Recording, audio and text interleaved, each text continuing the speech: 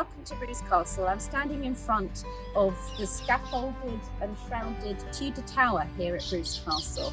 We're just coming to the end of some very important building works that have been happening since July 2021. We've been able to employ some of the specialist architects with Butler and Hegarty, and also the builders Bakers of Danbury, who have replaced the roof with specialist materials and also using traditional techniques to help look after the brickwork.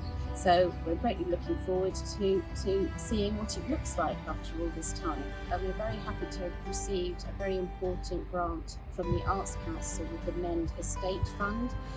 This will be part of a £1.5 million project with funding from the council as well, to help safeguard the future of Bruce Castle.